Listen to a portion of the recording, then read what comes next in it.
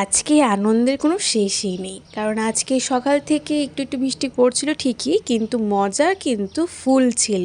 কারণ আজকে বাড়িতে এসছে মেজদি বর্দি, অন্য ঋতিকা, তার সাথে তো আগের থেকেই ছিল হচ্ছে পিসু পিসুমণি আর হচ্ছে ভাই। হঠাৎ করেই রাতের বেলা বৌমণি আর ভাই মিলে চলে গিয়েছিল আমাদের সকলকে নিমন্ত্রণ করতে। তো বলেছিল যে মেজদি বর্দি ওরা আসবে, তো সেজন্য খাওয়া দাওয়াটা ওদের ঘরে করে নিতে।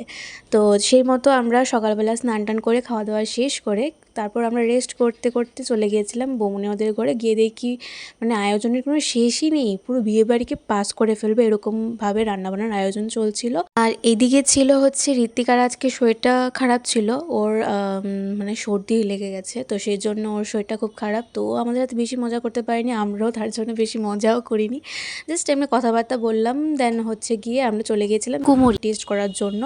এবার হচ্ছে কী কী রান্না হয়েছে তোমাদের সাথে সেটা শেয়ার করি।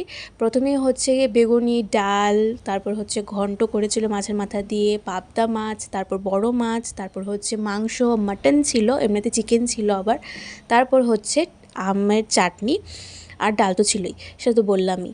এখানে হচ্ছে টেবিলের মধ্যে বদ্দা, পিসু, ভাই আর হচ্ছে গিয়ে বাবু বসেছিল খাওয়া দাওয়ার জন্য, আর আমরা বসেছিলাম আরেকটা ঘরে।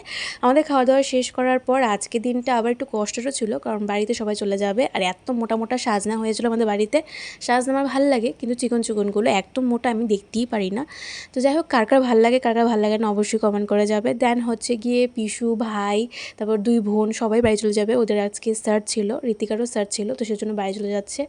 আর হচ্ছে আজকের দিনটা এজন্যই খারাপ যে সবাই বাড়ি চলে যাচ্ছে, সবাই এসেছিলো ঠিকই কিন্তু আবার চলেও যাচ্ছে। তো তোমাদের কাছে কার কার এই ব্লগটা ভালো লাগলো অবশ্যই কমেন্ট করে জানাবে। আর তোমাদের সাথে দেখা হবে একটা নতুন মিনি ব্লগে। ততক্ষণের জন্য টাটা, বাই বাই।